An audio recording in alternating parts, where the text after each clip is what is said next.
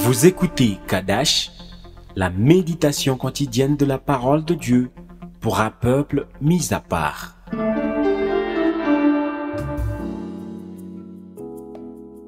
Shalom, bien-aimés en Christ, j'ai la joie de vous retrouver aujourd'hui. Je vous rappelle que nous sommes dans l'année de la restauration divine. C'est une année durant laquelle nous serons restaurés dans tous les aspects de nos vies. Quand j'étais en prière, j'ai réalisé que la première dimension de restauration dont nous avons tous besoin, c'est la restauration spirituelle. Celle-ci comprend la restauration du cœur.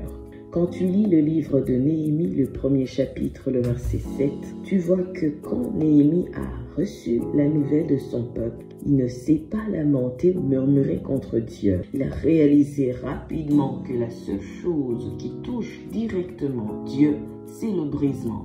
Il s'est humilié et a dit « Nous t'avons offensé et nous n'avons point observé les commandements, les lois et les ordonnances que tu prescrivis à Moïse ton serviteur. » Néhémie, bien-aimé en Christ, s'est repenti en son nom, au nom de sa famille et de son peuple. C'est ainsi qu'il a touché Dieu. Aujourd'hui, j'aimerais que tu réalises le temps, l'énergie, les moyens que toi et ta maison avez investi au mauvais endroit, peut-être par ignorance ou par endurcissement, et désire la miséricorde de Dieu maintenant. Est-ce que tu sais que la repentance de Néhémie ne signifiait pas que Néhémie avait commis un grand péché, mais lui, dans son cœur, il reconnaissait que c'est Dieu qui est juste et lui, en tant qu'homme, il demeure imparfait, malgré ses efforts de plaire à Dieu. En réalité, nous sommes justes uniquement en Jésus.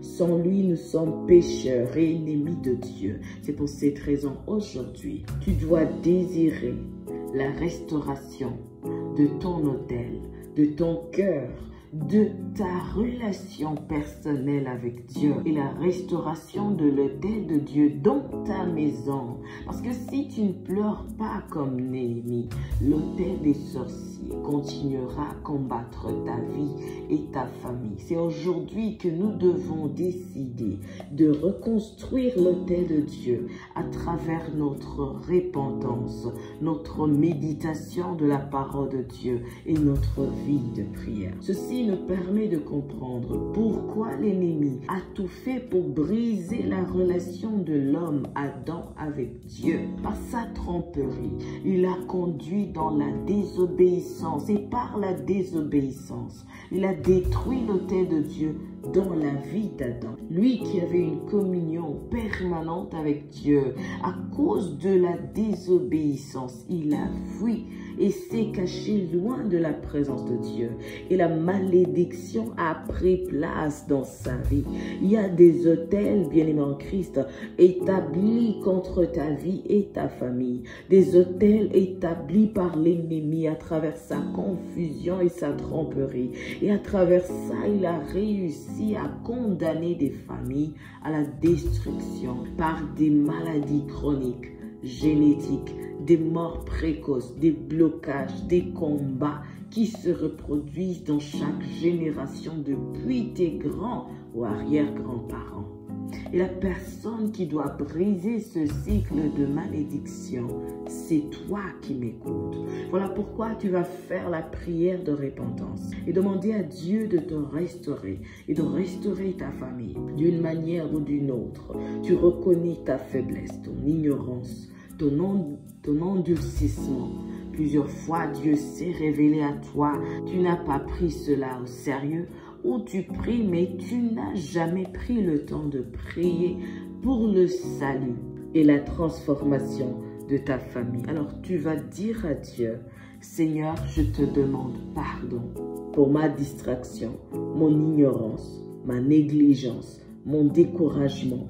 Pardonne-moi et pardonne ma famille. Ce qui est mal à tes yeux, nous l'avons fait et par ignorance et endurcissement du cœur, nous t'avons désobéi. Pardonne-nous, libère-nous du mal et restaure notre cœur aujourd'hui.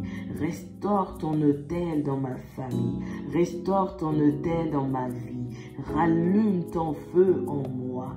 Rallume ton feu et consume tout ce qui ne glorifie pas ton nom dans ma vie. Consume toute marque, tout signe, toute réclamation du monde des ténèbres dans ma vie. Au nom de Jésus-Christ. Amen. Sois richement béni. Shalom. Vous écoutiez Kadash, présenté par Marie-Claire. À bientôt.